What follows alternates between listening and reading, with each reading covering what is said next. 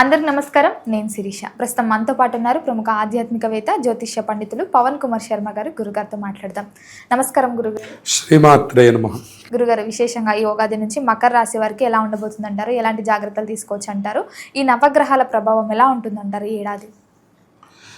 ప్రధానంగా మనం మకర రాశిని గమనించినట్లయితే మకర రాశిలో ఉత్తరాషాఢ నక్షత్రం 2, 3, 4 పాదాల వారు, శ్రవణ నక్షత్రం 1, 2, 3, 4 పాదాల వారు, ధనిష్ఠ నక్షత్రం 1, 2 పాదాల వారు ఈ మకర రాశిలోకి వస్తారు. వీళ్ళకి ఆదాయం 2, వ్యయం 8, అలాగే రాజపూజ్యం 1, అవమానం 2 అని చెప్తున్నారు. అంటే ఆదాయం కంటే ఖర్చు 4 ఎక్కువగా, అది 2, ఇది 8గా. దాన్ని బట్టి మనకు అర్థమవుతుంది జాగ్రత్తలు వహించాలి అని. ఆ తర్వాత 6వ స్థానంలో ఇప్పటిదాకా గురుడి సంచారం సమస్త శుభాలని కలిగిస్తాను మకర రాశి వారికి. 2వ స్థానం నుంచి సప్తమంలోకి వస్తున్నాడు, అది కూడా మరింత యోగాల్ని కలిగిస్తుంది. ఇప్పుడు వివాహం కావలసినటువంటి వాళ్ళందరికీ కూడా వివాహాలు పూర్తయిపోతాయి.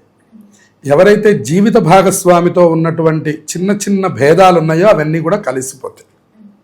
అన్ని విధాలా ఈ రాశి వారికి వైవాహిక జీవితాలు అనుకూలంగా మారబోతున్నాయి. అన్ని రకాల వర్తక వ్యాపారాలు లేదా చట్టపరమైన భాగస్వామ్యాలు పొందడంలో వీళ్ళు విజయాన్ని పొందుతారు. అంటే ఎవరైతే పార్ట్నర్షిప్లో వ్యాపారం చేస్తున్నారో వాళ్ళకి చక్కగా ఉండబోతుంది. రెండవది, చిన్న చిన్న ఇబ్బందులు ఏవైతే ఎదుర్కొంటున్నారో, గొడవలుగా ఉన్నాయో అవి కూడా సెట్ అయిపోతాయి.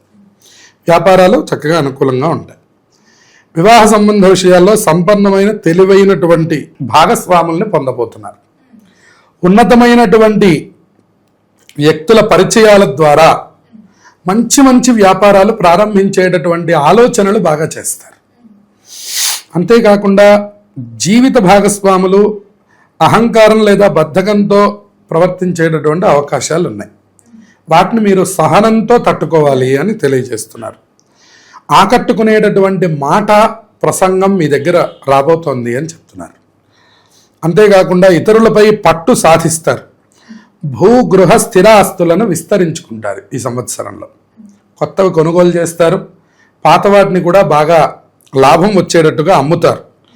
ఇతర దేశాల్లో సైతం గృహాలను కొనుగోలు చేసే యోగం ఈ మకర రాశి వారికి కనపడుతుంది. మకర రాశి వారికి శని స్వక్షేత్రం అవడం వల్ల గోచార రీత్యా 3వ స్థానంలో ఉన్న శనైశ్చరుడు అన్ని విధాల శుభయోగాల్ని ఈ రాశి వారికి కలిగిస్తున్నాడు. ప్రణాళికతో కూడినటువంటి కార్య సాధన వీళ్ళకి తెలుస్తోంది. అదృష్టవంతులుగా ఉండబోతున్నారు. శనైశ్చరుడు సమస్త శుభాలు ఇస్తున్నాడు.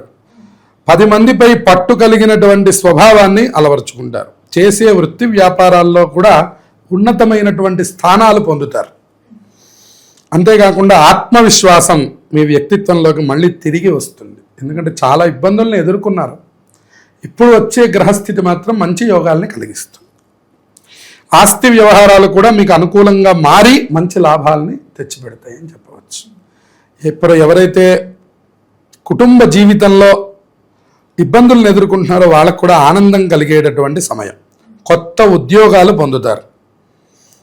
వ్యాపారాలు నూతనంగా ప్రారంభం చేస్తే అధిక లాభాలు వచ్చేటటువంటి కాలం, మంచి వ్యాపార కాలం అని చెప్పవచ్చు. చాలా సంతోషంగా మెరుగ్గా ఉండేటటువంటి సమయం అని చెప్పుకోవచ్చు. ఏ పనులు ఇప్పటి వరకు పెండింగ్ ఉన్నాయో వాటన్నిటిని ముందు వేసుకొని పూర్తి చేస్తూ ఉంటారు అన్నమాట. వాటంతట అవే పూర్తయిపోతుంటాయి. మత్స్య సంబంధమైనటువంటి వ్యాపారాలకి, భూ అమ్మకాలు కొనుగోళ్లు చేసే రియల్ ఎస్టేట్ వాళ్ళకి, దళారీలకి, స్థిరాస్తి క్రయ విక్రయాలు చేసేటటువంటి వాళ్ళకి మంచి ఫలితాలు కనపడుతున్నాయి. కిరాణా అవసరములు, మిర్చి, సుగంధ ద్రవ్యాలు ఇవన్నీ క్రయ విక్రయాలు చేసే వాళ్ళకు కూడా ఆదాయం బాగుంటుంది. కళారంగాల్లో ఉండేటటువంటి వాళ్ళు ఆదాయాన్ని ప్రధానంగా పొందే వ్యాపార రంగంలో ఉన్న వాళ్ళకి మంచి లాభం కనపడుతోంది. మిగిలినటువంటి ఉద్యోగస్తులుగా ఉన్నటువంటి వాళ్ళు, జీతం మీద పనిచేసే వాళ్ళకి అవకాశాలు బాగా వస్తున్నాయి. ఆదాయం ఇంకా అంత బాగా రాలేదు. స్టేషనరీ, కాస్మెటిక్స్ వ్యాపారస్తులకు అధిక లాభాలు కనపడుతున్నాయి.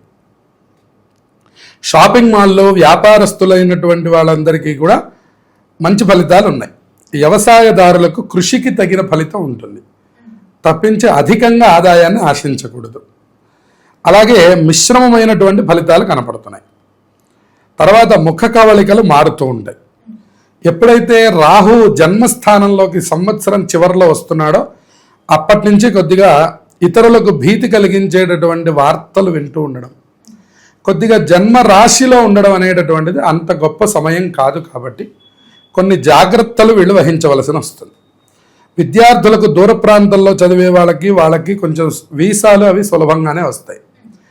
కానీ ఎవరైతే వెళ్ళాలి అనుకుంటున్నారో వాళ్ళకి చాలా ఇబ్బందులు కలుగుతాయి, ఆటంకాలు ఎదురవుతాయి. అలాగే అక్కడికి వెళ్ళిపోయి ఉన్నటువంటి వాళ్ళు మాత్రం బాగా చదువుకోవడం, రాణించడం జరుగుతుంది. ఇతర దేశాలు సందర్శించడానికి వాటికి వెళ్ళేటటువంటి వాళ్ళకి సామాన్యంగా వెళ్ళేవాళ్ళు, చదువు గురించి కాకుండా సహజంగా వెళ్ళే వాళ్ళకి వీసాలు అవి లభిస్తాయి. రాహు యొక్క ప్రబలం వల్ల విదేశాల్లో స్థిరంగా ఉంటున్న వాళ్ళకు కూడా మంచి ఫలితాలు లభిస్తున్నాయి. శని బలం చక్కగా ఉంది ఈ సంవత్సరం మొత్తం. గురుబలం మధ్య నుంచి వస్తోంది. అన్ని విధాలా మకర రాశి వాళ్ళకి అనుకూలమైనటువంటి ఫలితాలు ఉన్నాయని చెప్పుకోవచ్చు. మరి రాజకీయ రంగంలో ఉన్న వారికి ఎలా ఉంటుందంటారు? రాజకీయ రంగంలో ఉన్న వాళ్ళకి కూడా అభివృద్ధి కనపడుతోంది. సాహసంతో ధైర్యంతో ముందుకెళ్తున్న వాళ్ళకి మంచి యోగాలు ఈ సంవత్సరం ఉన్నాయి. మరి నిరుద్యోగుల పరిస్థితి ఏంటంటారు గురుగారు? మంచి ఉద్యోగ అవకాశాలు ఉన్నాయి. అలాగే ఆదాయం విపరీతంగా లేకపోయినా ఉద్యోగాల్లో మాత్రం ఏ రకమైన మార్పులు ఉండవు అని చెప్పవచ్చు. మరి వీరు ఒంటరిగా ప్రయాణం చేయడం కానీ దూర ప్రయాణాలు కానీ చేయొచ్చు అంటారా? చక్కగా చేయవచ్చు. ప్రయాణ సంబంధంగా వీళ్ళకి ఎటువంటి ఇబ్బందులు లేవు. వివాహ యోగం, సంతాన యోగం ఉందంటారా? వివాహ యోగం పుష్కలంగా ఉంది అని చెప్పాలి. సంతాన యోగం కూడా అనుకూలంగా ఉంది అని చెప్పవచ్చు. ఆరోగ్యపరంగా ఎలా ఉంటుందంటారు? ఎలాంటి జాగ్రత్తలు తీసుకుంటే బాగుంటుందంటారు? ప్రధానంగా అనారోగ్య సమస్యలతో ఈ మకర రాశి వారికి ఏమి పెద్దగా ఇబ్బందులు లేవు. ఎప్పుడైనా ఉన్నప్పటికి కూడాను కొద్దిగా శని భగవానుడికి సంబంధించిన స్తోత్రం చదువుకోవడం, కాలభైరవాష్టకం చదువుకుంటే ఆరోగ్యం మళ్ళీ తిరిగి వస్తుంది. దీర్ఘకాలికంగా ఎక్కువ వ్యాధులైతే మాత్రం వీళ్ళకి ఏమీ లేవు. కుటుంబ వాతావరణం ఎలా ఉంటుందండి? కుటుంబ వాతావరణం చాలా దివ్యమైనటువంటి పరిస్థితులు కనబడుతున్నాయి, అనుకూలంగా ఉంది. రైతులకు ఎలా ఉంటుందంటారు? మరి రైతులకి ఇందాక మనం చెప్పుకున్నట్టుగా అధిక లాభాలు లేవు, కానీ పెట్టిన పెట్టుబడి వరకు వస్తుందని. కలిసి వచ్చే రోజులు ఏంటంటారు? ప్రధానంగా శుక్ర శని వారాలు అనుకూలంగా ఉంటున్నాయని చెప్తున్నారు. శుక్రవారం కానీ శనివారం కానీ పని మొదలుపెట్టినా పూర్తి చేసినా మంచి రాబడిని లాభాన్ని కూడా పొందగలుగుతారు. మరి కలిసి వచ్చే సంఖ్య ఏంటంటారు? ప్రధానంగా ఈ రాశి వారికి మరి అదృష్ట సంఖ్య 8 అనే విషయం చెప్పవచ్చు. 8తో ప్రారంభించినా 8తో పూర్తి చేసినా 8 ఉండేటట్లుగా సంఖ్యల్లో చూసుకున్నా కూడా మంచి ఫలితాలు ఈ రాశి వారికి రాబోతుంది. మరి అన్ని రంగాల వారికి కలిసి రావాలంటే ఏ దైవాన్ని పూజించవచ్చు అంటారు? ఎలాంటి పరిహారాలు చేసుకోవాలి? ప్రధానంగా వీళ్ళకి కనపడుతున్నటువంటిది రాహుకేతువుల యొక్క ప్రభావం. దాని గురించి మంగళవారం పూట రాహుకాల దీపాన్ని కనుక పెడుతూ ఉన్నట్లయితే మరిన్ని శుభయోగాలు కలగడానికి అవకాశం. గురుగారు, మొత్తం మీద ఈ సంవత్సరంలో మకర రాశి వారికి ఎలా ఉండబోతుంది, ఎలాంటి జాగ్రత్తలు తీసుకోవాలి తెలియజేసినందుకు ధన్యవాదాలు. శుభమస్తు.